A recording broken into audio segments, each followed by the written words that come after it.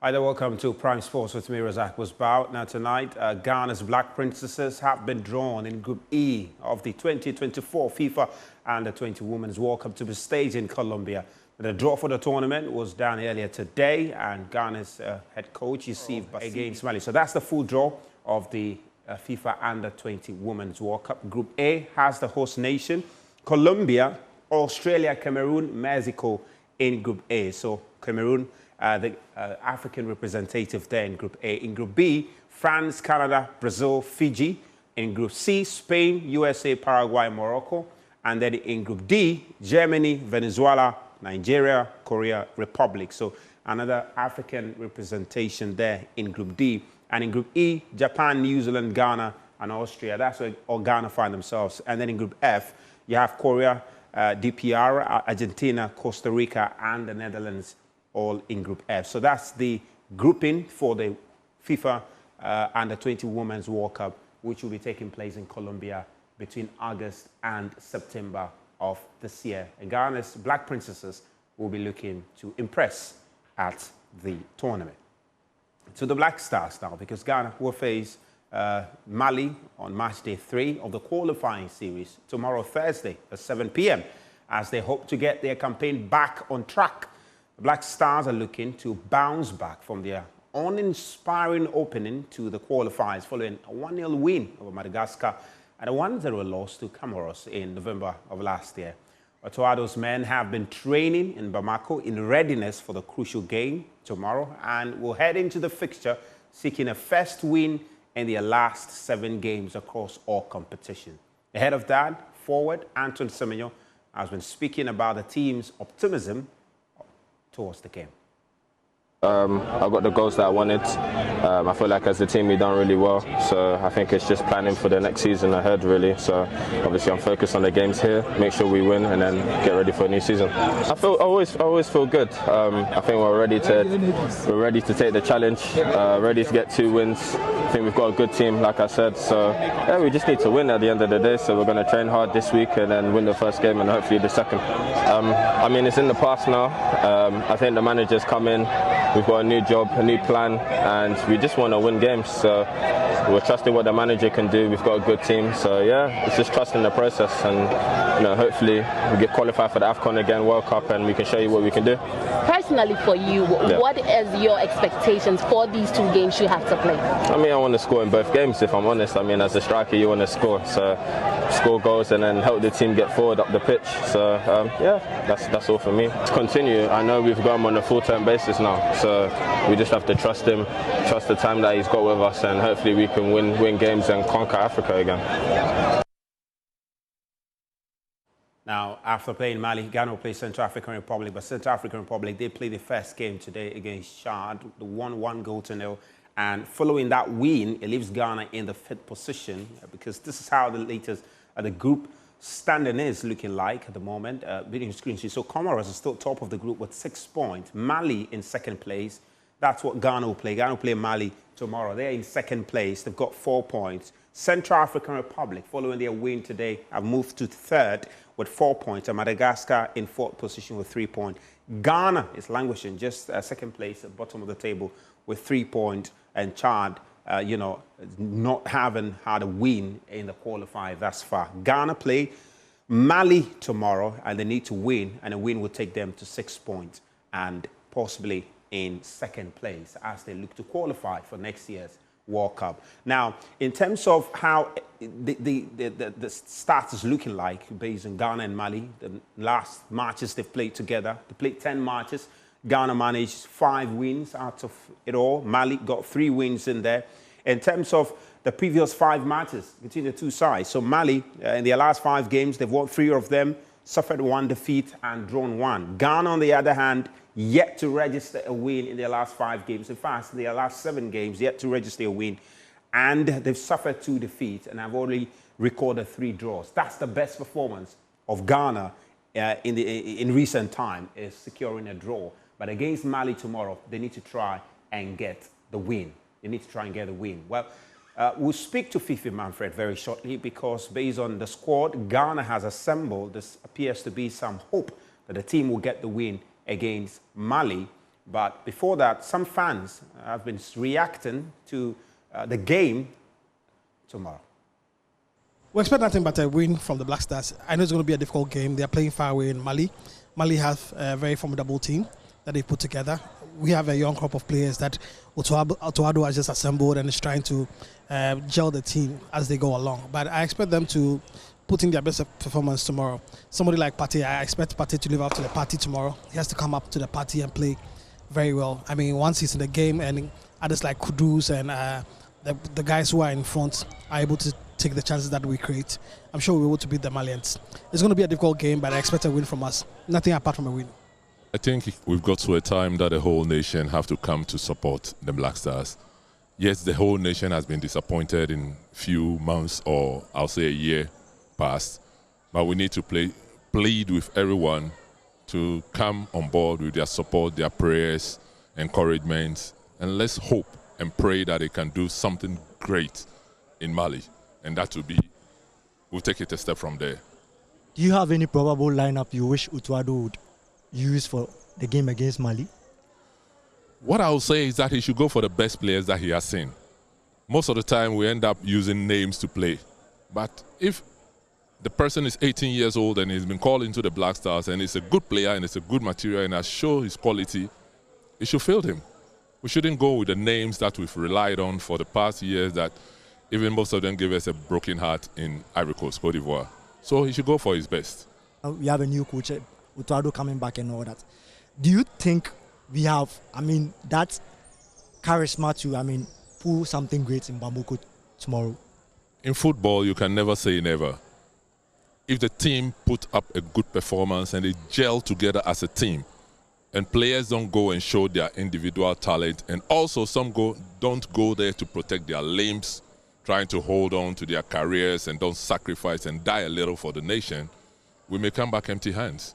But I think all of them should put everything aside and go all out for the country.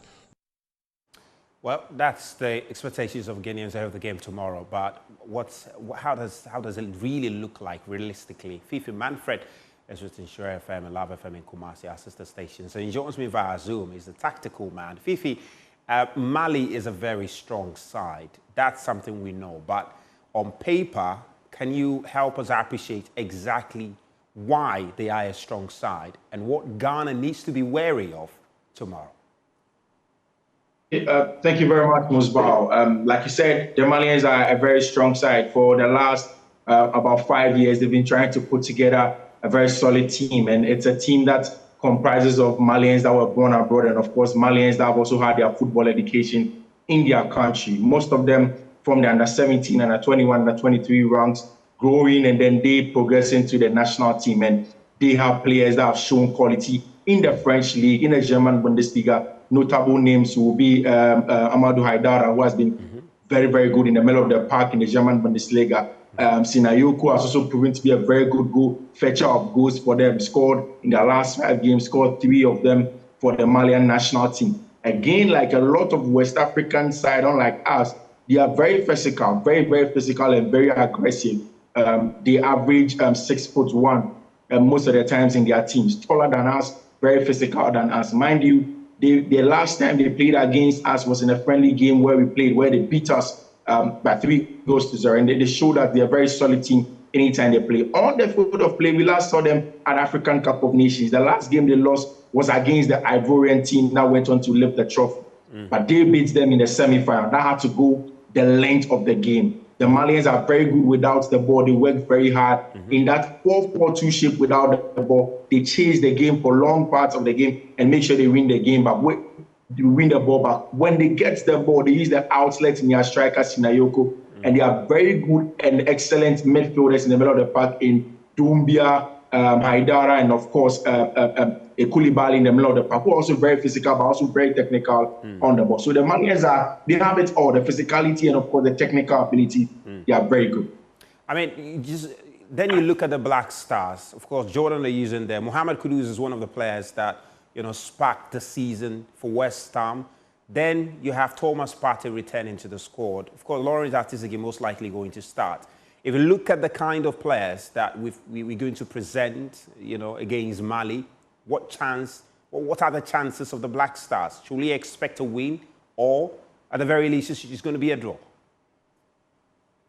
Well, while the Malians are a very difficult side to play against, we stand a very good chance of playing against them. Mind you, the last time we played against them competitively was in African Cup of Nations, and we beat them by a solitary goal. I think it was a Jordan Ayew goal in African Cup of Nations. And we have the quality and various player profiles and skill sets that fits exactly how you can.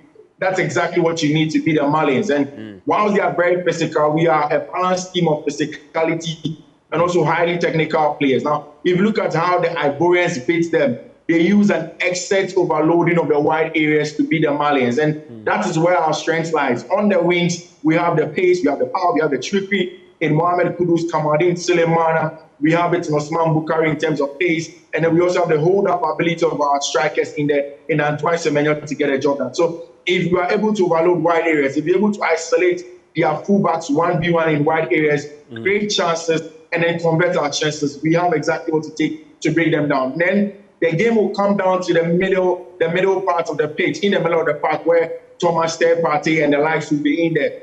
These are also a technical midfield that we have against a very technical midfield. We just have to match them in physicality, and that's why someone like an Edmond Addo will be very important with Thomas Partey in the middle of the park tomorrow against the Malians. Amazing. Then one of the issues that the Black Stars have had to grapple with is goal scoring. Antoine Semenyo is in there, Brendan is in there, Jordan is in there. These appears to be the forwards for the team. Tomorrow, just trying to get into the mind of, Otto Addo, who do you think is going to be leading the attack? Are we going to see Jordan Ayew starting as a forward, or Antoine Semenyo might just end up playing their role? In terms of goal scoring, Fifi, who should we rely on to try and get the goals tomorrow? I mean, I couldn't really get your question very well. It sounded a little bit faint, but I don't know if you are talking about the kind of team and what we should do against the Malians tomorrow in Bamako. Fifi, I don't know if you can hear me very clearly. I'm talking about the challenge of goal scoring that the Black Stars have, and what you think Otto Addo will be doing in terms of which player he will be using forward. Brendan just come in. Jordan Ayew is available. Likewise, Antoine Semenyo. But of these three, who do you think Otto Addo is going to rely on to get us the goals? Because bottom line, we need to get the goals. Well, yeah. So in terms of scoring tomorrow, and like you said, we've had issues with goals in recent times. But then the difference is that almost all of these players get their goals in their club side. It means that at the Black Stars level, we are just short of confidence. He should be able to get his boys enough confidence when they go to play away at Bamako. And for strikers, they are just one goal away from getting on top form in terms of confidence and firing those balls. So we just need to build the confidence of the players. They are top stars. And tomorrow we'll be able to be calm enough, get the first goal, warm ourselves up into the game. Definitely, I think that tomorrow, in that setup, whether it's a 4-2-3-1, whether it's a 4-3-3, with our wingers and a very balanced midfield, we have enough quality to score goals. Fifi, just finally though, will the Black Stars miss Andre Ayew in any way tomorrow? Yes.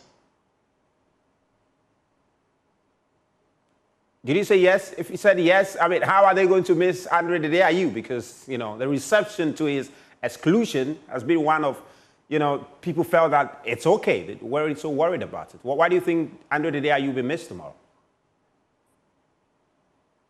Again, the line was a little bit faint. I don't know if you're asking me if we can beat the Malians tomorrow. Well, maybe we'll just have to leave it here, Fifi, because of the challenge with the line. But Fifi, thank you very much for making time to be with us on Prime Sports tonight. That's Fifi Manfred. We'll talk to him again tomorrow after the game against Mali. The game is happening in Bamako, 7 p.m. Ghana time is when the game will happen. Fifi, thank you very much once again. Now, let's get to some partnership between the Ghana Football Association and the French Embassy.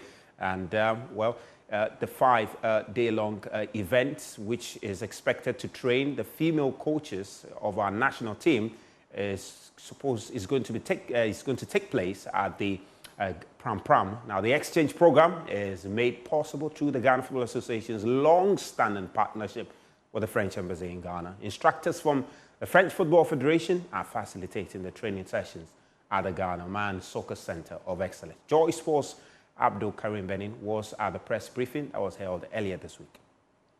Ghana Football Association has entered into a collaboration with the French Embassy in Ghana to train 23 women national team coaches. Instructors from the French Football Federation are facilitating the training sessions at the Ghana Men's Soccer Center of Excellence. The 5-day-long event started on Monday and will conclude on Friday. Speaking at the opening ceremony on Tuesday, the French ambassador to Ghana, Jules Amand Anyambosu, says his outfit is partnering the GFA to train women national team coaches because they have the same vision to develop women's football. So, we are Ghanaian and French, very involved, very excited, very committed in this program. A few weeks ago, the Black Princesses were at Clairefontaine for a week. When they came back, they won the African Cup. And now, today is a key milestone. It goes to French coaches from the French Federation of Football. They came from France to Ghana to have 1 week lesson exchange with the Ghanaian, the coaches, but also the technical staff of the Ghanaian female teams. That's something we need to not only continue working on, it is a journey, and the result could inspire the other African countries. President of the Ghana Football Association, Kurt Okreku, says the training is necessary because they want to align all newly appointed coaches of the recently created national teams. Well, I think that this program is very key to the development of female sport. I have said on numerous platforms that